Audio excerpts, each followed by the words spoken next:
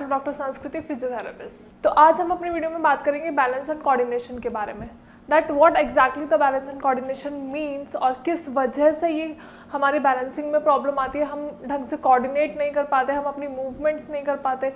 And the main important point is कि हमारे brain का ऐसा कौन सा पार्ट है जो हमारी मूवमेंट्स हैं, कंट्रोल्स हैं, कोऑर्डिनेशंस हैं and the sequence of movements हैं, उनको कौन कंट्रोल करता है, कौन सा पार्ट है जो बेसिकली रिस्पॉन्सिबल है हमारी मूवमेंट्स के। Now starting with the points, cerebellum. Cerebellum is the main important part of the brain जो हमारी सारी मस्कुलर एक्टिविटीज़ एंड सारी मूवमेंट्स एंड कोऑर्डिनेशंस को कंट्रोल करता है। नाउ व्हाट हैपन्स, ऐसा क्या हो जाता है जिसकी वजह से हमारी मूवमेंट्स ऑल्टर हो जाती है, हम ढंग से चल नहीं पाते, हम एक पर्टिकुलर सीक्वेंस में नहीं चल पाते हैं। तो जनरली क्या होता है कि स्ट्रोक का पेशेंट है, पैरालिसिस का पेशेंट है, या फिर कोई डायरेक्ट इंजरी एक्सीडेंट हुआ है, तो उसकी वजह से भी हमारा जो कोऑर्डिनेशन एंड मूवमेंट्स है वो ऑल्टर हो जाते हैं, उनमें दिक्कत आती है कि हम ढंग से नहीं चल पाते। एट टाइम्स क्या होता है, अगर कोई इंसान अपने सर के बल गिर गया, पीछे की तरफ गिर गया, तो उसकी वजह से भी प्रॉब्लम होती है। ना what is the exact location of cerebellum? Cerebellum आखिर हमारे ब्रेन में प्रेजेंट होता है। सेरिबेलम को हम लिटिल ब्रेन भी बोलते हैं। ये हमारे ब्रेन के पिछले और निचले हिस्से में मौजूद होता है। ये हमारी लर्निंग एक्टिविटीज़, मोटर स्किल्स को, और हमारा विजन हो गया, हमारा बोलने का तरीका, हमारा चलने का तरीका, बाकी हमारी पर्सनालिटी डिसऑर्डर्स, इन सबको मैनेज करता है। तो एट टाइम्स व्हाट हैपन कि हम चाहते हैं सीधा चलना लेकिन हम नहीं चल पाते, हमारी बॉडी शिवर होती रहती है, हम डूब होते रहते हैं, इधर उधर गिरते रहते हैं, चलते टाइम हम स्टैटिक नहीं रह पाते, हम अपने आप को, अपनी बॉडी को स्टैटिक नहीं रख पाते, हम बैलेंस्ड नहीं रह पाते। तो आज मैं अपनी वीडियो में कुछ ऐसी एक्सरसाइजेस बताऊंगी जो आप करेंगे जिसकी वजह से आपका बैलेंस और पोस्चर हमेशा मेंटेन रहेगा। ना व्हाट हैपन, जब हमारे यहाँ श्रेयास में पेशेंट्स आते हैं तो वो जनरली कंप्लेन करते हैं कि मैम कुछ ऐसी एक्सरसाइजेस ही नहीं है कि जो हम खुद से कर सके, हमें कोई एक्सरसाइजेस करवाने वाला चाहिए, हमें सपोर्ट चाहिए कि कोई आए और हमें एक्सरसाइजेस कराए। तो आज मैं अपनी वीडियो में यही कुछ बेसिक एक्सरसाइजेस बताऊंगी जो आप simply with the help of chair और स्टिक्स एंड क्रचेस या फिर वॉकर्स की हेल्प से कर सकते हो। होता क्या है, जनरली स्ट्रोक्स और पैरालिसिस के पेशेंट्स अपनी मूवमेंट्स ढंग से नहीं कर पाते, अपनी मोटर स्किल्स को ढंग से प्रेजेंट नहीं कर पाते हैं, उन्हें पता ही नहीं होता है कि एक्चुअली में उनको क्या कमांड दी जा रही है और वो क्या एक्शन परफॉर्म कर रहे हैं। सपोज अगर जैसे उन्हें बोला गया कि यहाँ से ये सामान उठाना है, तो उन्हें इस डिस्टेंस का आइडिया ही नहीं होता कि ये आप कितना हाथ उठाएंगे इस सामान को उठाने के लिए। सपोज मैंने किसी पेशेंट को बोला कि ये ब्लॉक रखा हुआ है, इसको उठाओ, तो उनको पता ही नहीं है कि कितना डिस्टेंस है, और वो ब्लॉक उठाने की बजाय उनका हाथ और दूर चला जाएगा, लेकिन वो सामान तो यहीं पे है। तो दिस इज मेंटल कैपेबिलिटी। उनको ये पता ही नहीं है कि मतलब कितना डिस्टेंस है, उन्हें अपनी रेंज ऑफ मोशन का आइडिया ही नहीं होता कि हमें कितना ऐसे हाथ फैलाना है कि हम उस सामान को उठा सकें।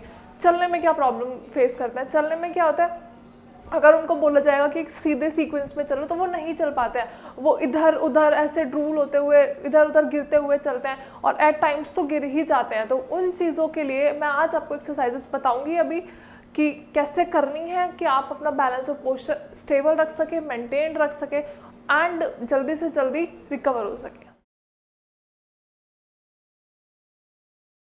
Now starting with the exercises, अब मैं आपको कुछ ऐसी एक्सरसाइजेस बताऊंगी जो आप बिना किसी के सपोर्ट के खुद से इंडिविजुअली कर सकते हो परफॉर्म। किसी की हेल्प की कोई ज़रूरत नहीं है, but else you need a chair या फिर कुछ वॉकर या क्रच जिसकी हेल्प से बस इतना कि आप सपोर्टेडली खड़े हो सको और अपनी एक्सरसाइज ढंग से परफॉर्म कर सको। Now starting with the first, सबसे पहली एक्सरसाइज टो रेज। तो करना क्या है, चेयर को स्टैटिक पकड़ना है और पोस्चर अपना सीधा रखना है और अपने पंजे ऊपर की तरफ लिफ्ट करने हैं। This is the way. Hold कर सकते हैं 5 to 7 सेकेंड्स के लिए, then relax. Now again relax. Now starting with the second exercise, आपको अपनी एडी ऊपर की तरफ उठानी है। अभी पंजे ऊपर की तरफ उठाए थे, अब एडी ऊपर की तरफ उठाएंगे, लाइक दिस। रिलैक्स। होल्ड कर सकते हैं अगर आप कर पा रहे हैं तो। रिलैक्स।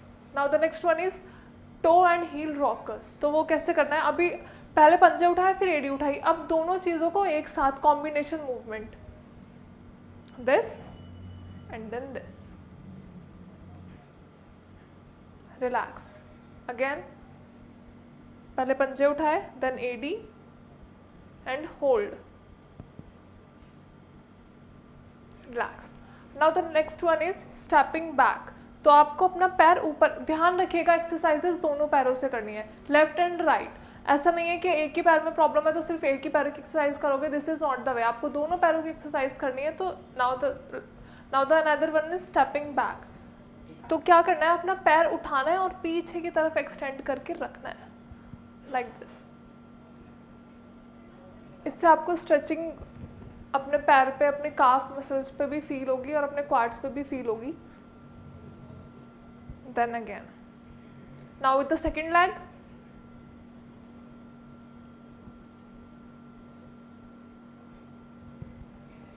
relax. Now marching बहुत कॉमन है, सबको पता भी है, लेकिन पैरालिसिस और स्ट्रोक के पेशेंट में जनरली वो अपना वेट नहीं ले पाते, तो उसके लिए आराम से स्टेबिलिटी के साथ you will perform marching like this.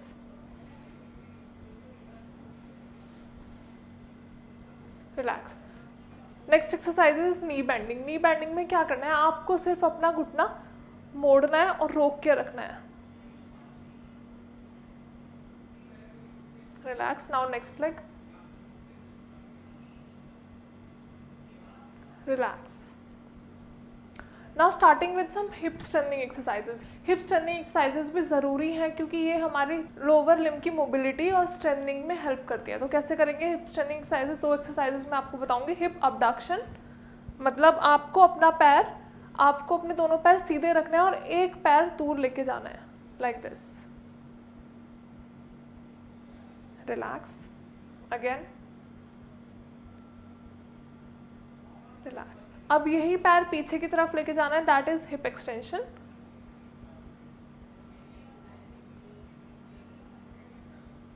Relax. Now again with the another leg, relax. Now side stepping. Side stepping में क्या करना है, नॉर्मल आपको अपना पैर बाहर की तरफ लेके जाना है, लेकिन पहले आपने अपना पैर हवा में ऊपर उठाया था, लेकिन अभी सपोर्टेडली ज़मीन के सपोर्ट के साथ आपको अपना पैर बाहर लेके आना है। हवा में उठा के पैर रखना इज अनदर एक्सरसाइज। तो अब क्या करना है, आपको अपना पैर साइड में रखना है, like this.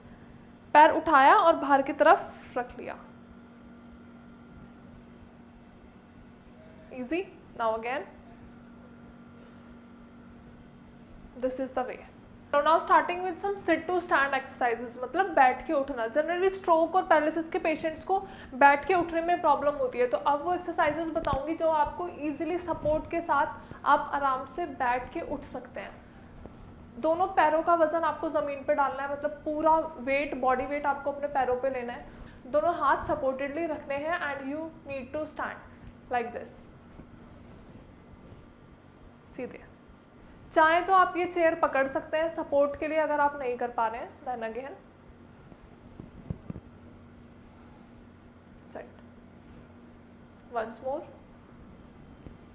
Stand and set. अब कुछ पेशेंट्स ऐसे होते हैं जिनकी रिकवरी बहुत सही चल रही होती है और वो बहुत अच्छे से रिकवर करते हैं, तो उनके लिए थोड़ा सा रेजिस्टेंस बढ़ाने के लिए आप अपने दोनों हाथों को यहाँ पे रख लेंगे, मतलब इट इज़ सपोर्टलेस। सपोर्ट नहीं चाहिए अगर किसी पेशेंट्स को जो थोड़े बहुत भी एक्टिविटी में मोर इंडल्ज होते हैं कंपैरेटिवली, जो पेशेंट्स कम एक्सरसाइज करते हैं, तो उनके लिए रेजिस्टेंस बढ़ाने के लिए थोड़े से दोनों हाथ यहाँ पे रखोगे, सपोर्ट की जरूरत नहीं है, and you need to stand like this, straight, then set, relax and relax. Now again, without any support, relax. I hope आपको सारी एक्सरसाइजेस समझ में आई होंगी और वीडियो वर्थ इट रही होगी। अगर आपको वीडियो के रिगार्डिंग कोई भी क्वेरी है या फिर कोई भी क्वेश्चंस हैं, कोई भी और एक्सरसाइजेस आपको पूछनी है, तो आप डायरेक्टली हमें, मतलब श्रेयास को कांटेक्ट कर सकते हैं, फ्री ऑफ कॉस्ट कंसल्ट कर सकते हैं हमारे डॉक्टर्स को, and we will guide you properly about the medications and exercises. Thank you so much.